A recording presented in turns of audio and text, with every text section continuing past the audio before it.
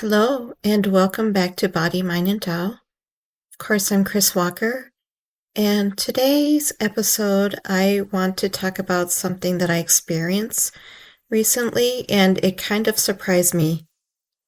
I had an experience where I was doing some really gentle somatic movement in the morning, and it brought up a wave of emotion that I wasn't expecting. It felt like sadness and even some grief, and it stayed with me for a couple of days. And what was interesting about it is that we usually associate those kinds of emotions with the fall time, or in many cases, more inward seasons, and not necessarily this time of year where we have expansion and growth. So it got me thinking about something a little bit deeper about how our emotional cycles don't always line up perfectly with the seasons. And this is something I kind of wondered about in my mind often. I think the seasons in general are good points to reflect when maybe we're going along in life and we just kind of feel like we don't think about or feel like we're really having any big issues, that those seasons can kind of give us a chance to look inward and see where those emotions can be coming up, because our bodies do have those emotions come up at different times of the year because of how the organs tend to be more or less active at different seasons. And that's good. But when we have life events that don't go in sync with that, it can really throw us off on how to deal with it. So I wanted to share a little bit about what led up to this moment. Over the winter, I went through a few things that were actually pretty significant. I've had a very impactful year, and it started towards the end of last year and going into this year now. One of them was a car accident that I had in October. It really kind of threw a lot of things upside down in my life. And it had a lot of layers to it, not just physically, but emotionally, financially, and just in terms of life momentum. For me personally, I'm a very thoughtful person. I think things through a little bit more before I act, and it takes me a little bit longer to get started on things, not because I'm procrastinating, but just momentum. It takes me a minute, but when I do get going on things, life changes or goals or whatever, I do stay pretty steady with it as long as I don't have a big major upheaval, which is exactly what happens with a car accident. And of course, physically, emotionally, financially, my momentum, everything was just turned upside down. There were also other things tied into that time period. I had the situation during the COVID time period where filing taxes and some different financial things that happen, it really caused issues with my taxes. I withdrew money from 401ks early to kind of survive. And of course, then you end up owing taxes that you may not be able to pay for. So I was in quite a situation with the IRS to try and get that paid off and recalculated and getting any kind of relief from what was being presented with my income at the moment. It just doesn't align with that very well. And I think all of us, no matter what income level we are, if we're looking at where the world is at right now, it's been very difficult for everybody money wise. And so, in the process of working with the IRS, they recalculated my taxes in a way that greatly reduced what was owed, and I wasn't going to argue with them in any way. I was like, okay, you want to put that year at zero, let's do that. So it was a relief. But um, and then I had changes in insurance that I finally did. When I had the accident, I stayed with the same insurance, just to kind of get through that situation, because it does affect your insurance when you file a claim with your insurance company. So I didn't want to go to a new insurance and then have everything be really confusing. And so I spent 6 months with very high insurance rates because of the accident. And during the accident, the insurance and a couple other places that were involved in kind of dealing with the accident and kind of settling everything, they were so difficult to work with. I feel for anybody else that is going through those kinds of things right now.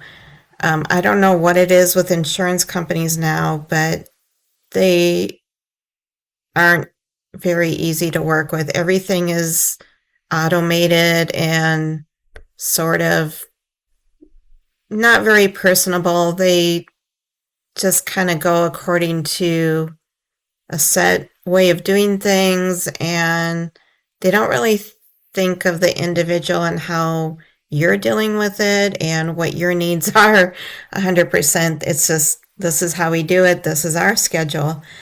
And so there are a lot of things trying to get them to do this or that or the other to get things moving, because they deemed my car a total loss at the time. And so getting them to come pick up the car and getting them to evaluate it and decide on the value of it and all these other things, it was like I was constantly having to keep them on task.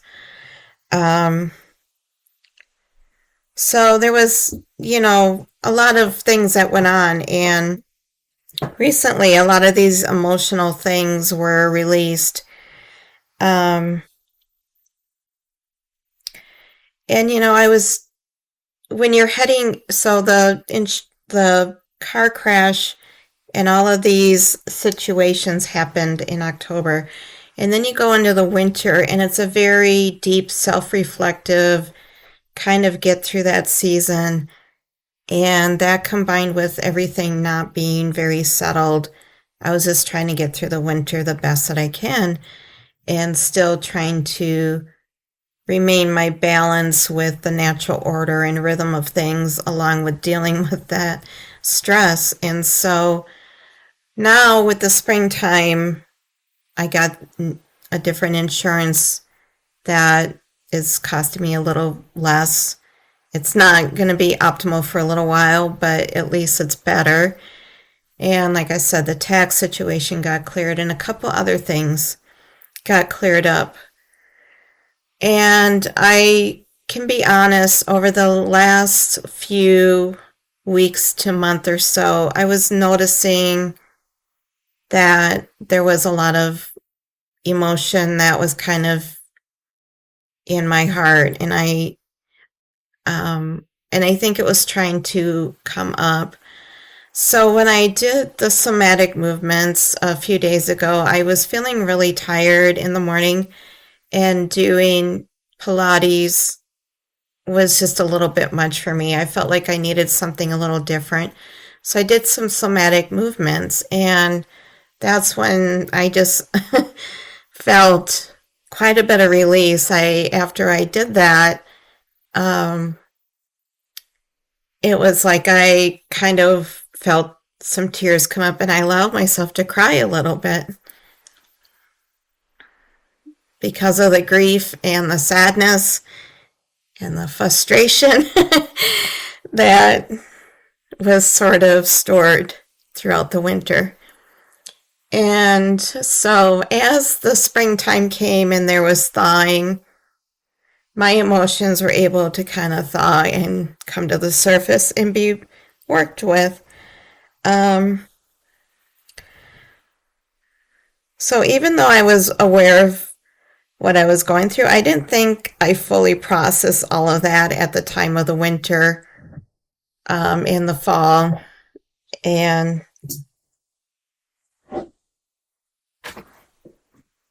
of course, we have the sun and movement and different things that can kind of get you to release some of these things.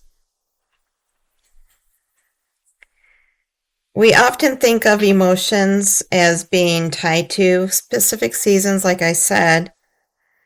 Um, so grief belongs kind of in the fall time because the organs that are connected to grief have their rhythm and um,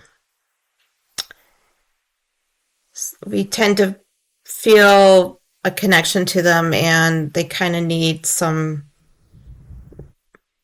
aid or acknowledgement or ability to release or to sort of do a cleansing or a nutrient, give it nutrients and stuff so that our health is better in those areas because the following seasons are kind of dependent on that particular organ functioning the best that it can.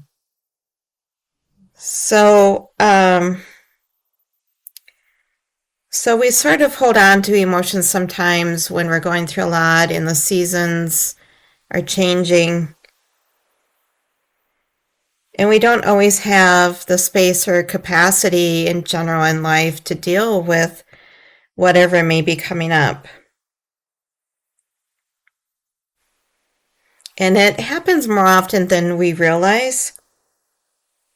And we try to move with the seasons, we try to move with life events that are going on. We try to eat seasonally to be healthy. And of course, we try to live that way if we want to be in harmony with the natural order and rhythm of things, whether you believe in God or higher power or nature or just in general the way the human body works. You start understanding that there is a pattern throughout the year, and that's what I focus on and teach. But life doesn't always follow this perfectly, like I said. And it's okay. What matters more is not forcing ourselves into exact expectations. And that's another thing that I try to teach is that we're not forcing ourselves into any set thing. We're going with the flow of what naturally happens, and it helps us to become in tune to ourselves enough to allow ourselves to experience things differently than what we're told by our modern world to do so.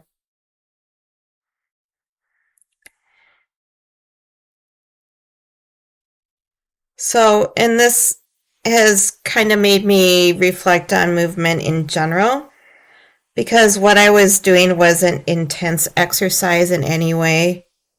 It was very gentle, very aware, very connected.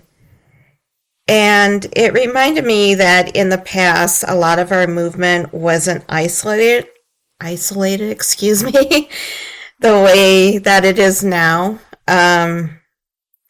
We kind of disconnect a little bit from that because we have a different lifestyle and we're not out in the garden or taking care of animals or whatever it is that we used to do. We live differently right now.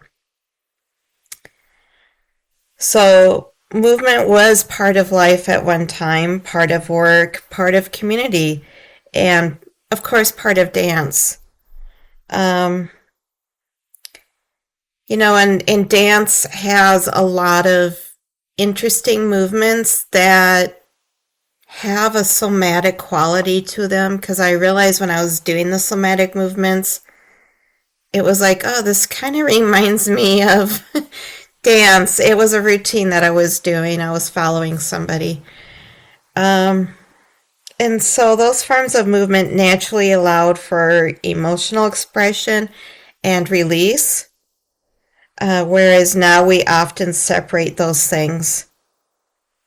So if you've ever experienced something where an emotion comes up and it doesn't seem to match the season you're in, it doesn't mean something is necessarily wrong.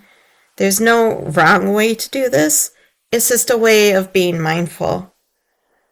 It just might just mean your body is finally ready to process something it couldn't before.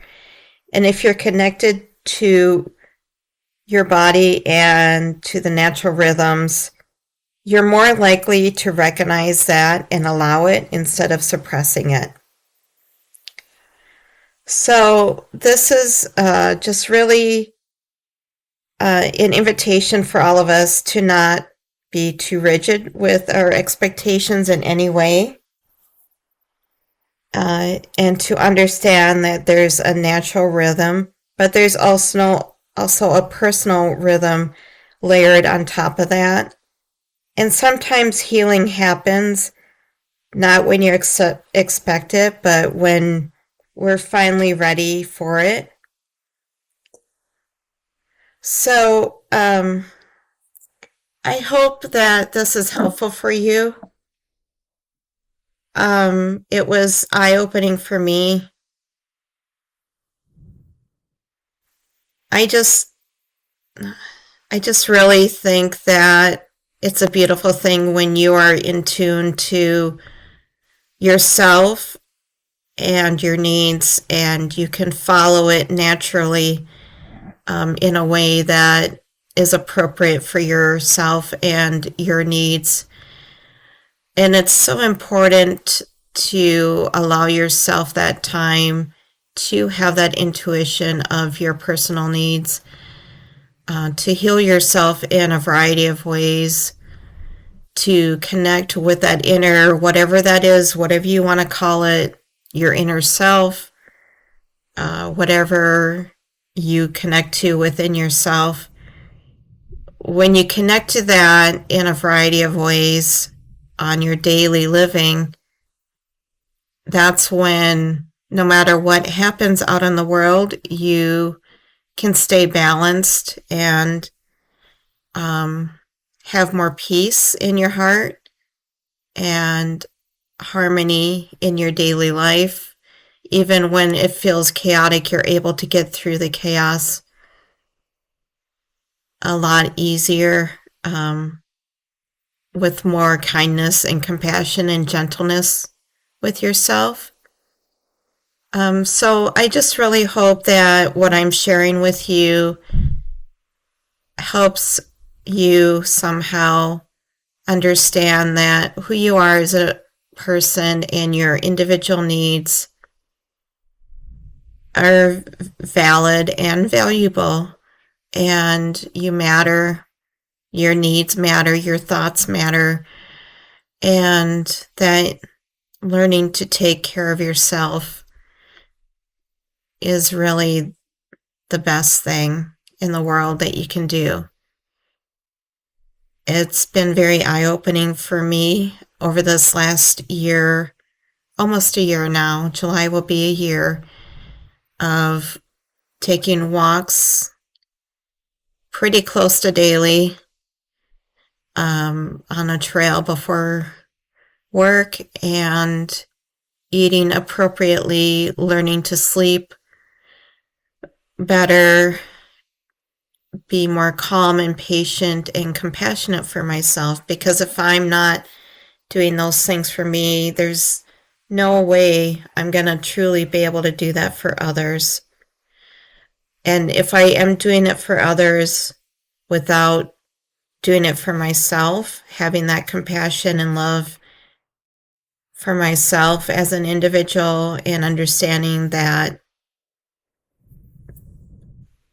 who I am on the inside is valuable and creative and wonderful and belongs in the natural order of things, then we can, I can share that more with others. I can have more of a pure, clean heart to share. Whereas if I don't have that, I'm giving something that I'm already empty on. So I just want to leave those thoughts with you. I appreciate your time. I appreciate being able to help anybody that I do. And as always, have a great day. Many blessings to you. Much love and compassion. And I hope that you have a joyful day today or tonight or whenever it is that you're listening. And take care till next time.